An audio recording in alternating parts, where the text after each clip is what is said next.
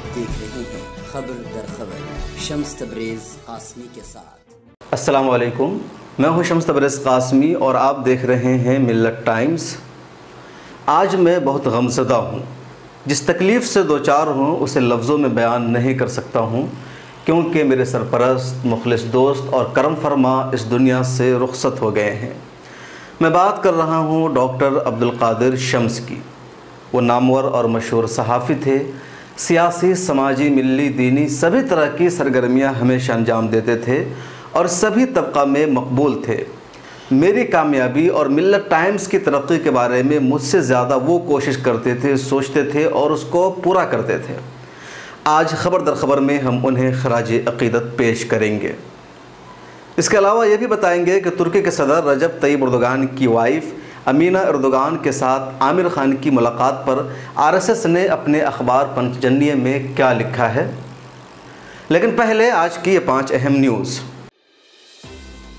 इलाहाबाद में आज कुछ स्टूडेंट्स धरना पर बैठे और उनका मुतालबा था कि यूनिवर्सिटी दोबारा खोली जाए। पुलिस ने उन सभी पर लाठीचार्ज किया और अब यह धरना ख़त्म हो चुका है। नोटबंदी के बाद भी जाली नोटों का सिलसिला जारी है। आरबीआई के ज़रिए पेश करदा रिपोर्ट से इस बात का पता चलता है कि 2018-19 के मुकाबले में 2019-20 में 10 रुपये, 50 रुपये, 200 रुपये और 500 रुपये के पकड़े गए जाली नोटों की तादाद ज़्यादा बढ़ी हुई है। कंटेम्प्ट ऑफ कोर्ट के मामले में प्रशांत भूषण के खिलाफ सुप्रीम कोर्ट ने अपना फैसला महफूज रख लिया है। सीनियर एडवोकेट प्रशांत भूषण को सज़ा सुनाने से पहले इस मामला पर अटॉर्नी जनरल से उनकी राय तलब की गई, जिस पर अटॉर्नी जनरल ने कहा कि प्रशांत भूषण को माफ़ कर देना चाहिए और उन्हें तंबीह करके छोड़ देना चाहिए। सुप्रीम कोर्ट ने प्रशांत भूषण के वकील राजू धवन से भी मशवरा तलब किया और कहा कि बताएं आपके मुवक्किल प्रशांत भूषण को क्या सज़ा दी जाए। धवन ने कहा कि अटॉर्नी जनरल ने मशवरा दे दिया है कि भूषण को तंबीह करके छोड़ा जाए, लेकिन मेरी राय है कि उन्हें सादा तबसरा के बाद ही छोड़ देना चाहिए, कोई तंबीह नहीं देना चाहिए, न करना चाहिए। पाकिस्तान की मजहबी तंजीमों ने वहाँ की पार्लियामेंट से मंजूर शुदा एक बिल की मुखालफत की है और एहतजाज जारी है। मजहबी तंजीमों का कहना है कि इस कानून के ज़रिए हुकूमत मसाजिद का कंट्रोल हासिल करना चाहती है और मसाजिद को तहरीरी खुतबे देना चाहती है। पाकिस्तान में मुमकिन नहीं हो सकेगा, जैसा कि कुछ अरब मुल्कों में है। म्यांमार में फ़ौज और हुकूमत के मजालिम से तंग आकर बांग्लादेश में पनाह लेने वाले रोहिंग्या महाजरीन को 3 साल पूरे हो गए हैं। इस मौका पर रोहिंग्या महाजरीन ने मंगल 25 अगस्त के रोज़ खामोश एहतजाज किया।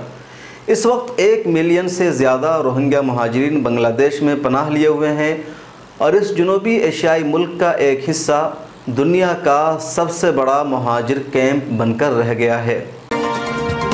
डॉक्टर अब्दुल कादिर शम्स मेरे मुखलिस दोस्त और सरपरस्त थे। मिल्लत टाइम्स को आगे बढ़ाने में उनका खुसूसी किरदार शामिल रहा है। वो मिल्लत टाइम्स की एग्जीक्यूटिव बॉडी के रुकन थे। जब मैंने दिल्ली में कदम रखा तो जिन लोगों ने मेरी रहनुमाई की, मदद की, तरबियत की, मुझे बहुत कुछ सिखाया, उनमें डॉक्टर अब्दुल कादिर शम्स सर फहरिस्त हैं। मुख्तलिफ़ मौक़े पर मैंने उनके साथ मुल्क के कई हिस्सों का सफ़र किया। लोकसभा इलेक्शन 2019 के दौरान हम दोनों ने एक साथ मुतअद्दिद मरतबा बिहार के सीमांचल का दौरा किया और सेकुलर पार्टियों की जीत के लिए माहौल बनाया। उनके बारे में ये जज्बात सिर्फ मेरे नहीं बल्कि मुझ जैसे हज़ारों और सैकड़ों लोगों के हैं। वह हर एक को आगे बढ़ाना चाहते थे, तरक्की दिलाना चाहते थे और अपनी ज़ात से भरपूर मदद करते थे। वो किसी का बुरा नहीं चाहते थे। एक नामवर सहाफ़ी और मशहूर शख्सियत होने के बावजूद इज्ज़ो इनकिसारी उनकी ज़िंदगी में भरपूर पाई जाती थी। 48 साला डॉक्टर अब्दुल कादिर शम्स उर्दू के नामवर और मशहूर सहाफ़ी थे।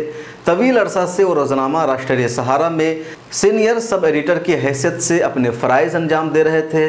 मिली तंजीमों, दीनी इदारों, समाजी शख्सियात, उलमा, अकाबरी और दानिशवरान समेत सभी तबक़ात से उनके गहरे ताल्लुक़ात और रवाबित थे और हर जगह उन्हें यकसां मकबूलियत हासिल थी। डॉक्टर शम्स ने काज़ी मुजाहिदुल इस्लाम कासिमी रहमतुल्लाह अलैह से तरबियत हासिल की थी और एक तवील अरसा तक उनकी सोहबत में ज़िंदगी गुजारी थी। वो ऑल इंडिया मिली कौंसिल के मुख्तलिफ़ शोबों में तवील अरसा तक रहे। महानामा मिली इत्तेहाद के भी वो असिस्टेंट एडिटर रह चुके थे। मारूफ न्यूज़ पोर्टल मिल्लत टाइम्स से भी उनका गहरा राब्ता था और पर्दा के पीछे से हमेशा मिल्लत टाइम्स की तरक्की और बेहतरी के लिए वो कोशां रहते थे। बिहार के अररिया में वो एक बड़े मदरसा के बानी और मोहतमिम भी थे और एक ट्रस्ट के सदर भी। डॉक्टर अब्दुल कादिर शम्स का वतन बिहार के अररिया ज़िला में डूबा गांव है। वो दारुल उलूम देवबंद के फाजिल थे। उसके बाद उन्होंने यूनिवर्सिटी से भी तालीम हासिल की और डॉक्टरेट की डिग्री से सरफराज हुए। वो 10 किताब के मुसन्निफ़ थे, संजीदा मिजाज और जूद नवेस कलमकार थे। सहाफ़त के अलावा वो समाजी, सियासी, मिली और दीनी सरगर्मियाँ भी हमेशा अंजाम देते रहते थे। तकरीबन पिछले 20 दिनों से वो बीमार थे। 3 अगस्त को उन्हें नज़ला बुखार आया और उसके बाद तबीयत बिगड़ती चली गई। शुरू में उन्हें शाहीन बाग के ग्रिफ्स हस्पताल में दाखिल किया गया, लेकिन सुधार नहीं हुआ। उसके बाद हमदर्द के मजीदिया हस्पताल में मुंतकिल किया गया। कोरोना का टेस्ट हुआ जिसमें उनकी रिपोर्ट पॉजिटिव आई और तबीयत मुसलसल बिगड़ती रही। 20 अगस्त 2020 यानी मंगल की सुबह कोरोना का दोबारा टेस्ट हुआ और रिपोर्ट निगेटिव आई। उम्मीद थी इस रिपोर्ट के बाद कि अब तबीयत में सुधार हो जाएगा, लेकिन अचानक तबीयत मज़ीद बिगड़ गई। उन्हें वेंटिलेटर पर रखा गया और तकरीबन 1 बजे उनकी मौत हो गई। इन्ना लिल्लाहि व इन्ना इलैहि राजिऊन कि हम अल्लाह के लिए हैं और अल्लाह की तरफ लौट कर जाने वाले हैं। डॉक्टर अब्दुल कादिर शम्स की नाश को इंतज़ामिया ने अहले खाना के हवाले कर दिया। तकरीबन 4 बजे अस्पताल के अहाता में ही मौजूद लोगों ने पहली नमाज जनाजा अदा की। ये नमाज जनाजा मैंने ही पढ़ाई। इत्तेफाक कहिए कि ज़िंदगी में पहली मरतबा मैंने नमाज जनाजा की इमामत की और वो जनाजा मेरे दोस्त का था। डॉक्टर अब्दुल कादिर शम्स की तदफीन उनके वतन अररिया में होगी। उनके अहले खाना डेड बॉडी यहाँ से लेकर रुखसत हो गए हैं। डॉक्टर अब्दुल कादिर शम्स की वफ़ात पर मुल्क की 10 मुवक्कर और अजीम शख्सियात ने अपने शदीद रंजो गम का इजहार किया है, जिनमें कुछ नाम अहम हैं। मारूफ आलिम दीन और लोकसभा के MP मौलाना बदरुद्दीन अजमल, मारूफ दानिश्वर डॉक्टर मोहम्मद मंजूर आलम, आप ऑल इंडिया मिल्ली कौंसिल के जनरल सेक्रेटरी हैं। प्रोफेसर अख्तरुल वासे, आप मौलाना आज़ाद यूनिवर्सिटी जोधपुर के वाइस चांसलर हैं। मारूफ आलिम दीन मौलाना मुफ्ती महफूजुर रहमान उस्मानी, आप जामिअतुल कासिम दारुल उलूम अल इस्लामिया सुपौल बिहार के बानी और मोहतमिम हैं और अब्दुल कादिर शम्स के बहुत करीबी और मुखलिस दोस्तों में थे। साथ उन्होंने तालीम हासिल की थी। इसके अलावा अख्तरुल ईमान ऑल इंडिया मजलिस इत्तेहादुल मुस्लिमीन बिहार के आप सदर हैं। मोहम्मद सरफराज आलम, आप अररिया के साबिक MP रह चुके हैं। डॉक्टर ज़फ़रुल इस्लाम खान साहब माइनॉरिटी कमीशन दिल्ली के चेयरमैन हैं। डॉक्टर अशफाक अहमद करीम राज्यसभा के आप MP है, करीबी ताल्लुकात थे। इसके अलावा सीनियर सहाफ़ी Ayub Asif press club of India के डायरेक्टर हैं। मौलाना कबीरुद्दीन फ़ारान, मौलाना बदरुल हसन कासमी कोया प्रेस क्लब ऑफ इंडिया के जनरल सेक्रेटरी अनंत बुगैतकर, इन सभी शख्सियात ने और इसके अलावा 10 लोगों ने अपने गहरे दुख दर्द का इजहार किया है। आज मैंने सिर्फ एक दोस्त और अपना सरपरस्त नहीं खोया है, बल्कि ऐसा लग रहा है कि फैमिली का एक अहम मेंबर मुझसे रुखसत हो गया है। दोस्त तो बहुत मिल जाएंगे, लेकिन क्या उनमें कोई अब्दुल कादिर शम्स होगा? आपसे दरख्वास्त है कि डॉक्टर अब्दुल कादिर शम्स के लिए दुआ का एहतमाम करें। अगर आप आलिम दीन और हाफिज़ कुरान हैं तो आपसे मेरी इल्तिजा है कि कुरान शरीफ पढ़कर उनके नाम इसाले सवाब करें। अल्लाह ताला मौलाना मरहूम को गरीक़ रहमत करे, अहले खाना को सब्र जमील अता फ़रमाए और उन्हें जन्नतुल फिरदौस में आला मकाम अता फ़रमाए। ये जुमला सुनकर आमीन ज़रूर कहिए। अब आते हैं आमिर खान के मुद्दे पर। राष्ट्रीय स्वयंसेवक संघ यानी RSS ने अपने अखबार पंचजन्य में बॉलीवुड के मशहूर अदाकार सुपरस्टार आमिर खान की तुर्की के सदर रजब तय्यब एर्दोगान की अहलिया से मुलाकात पर सख्त नुक्ताचीनी की है और एतराज़ जताया है।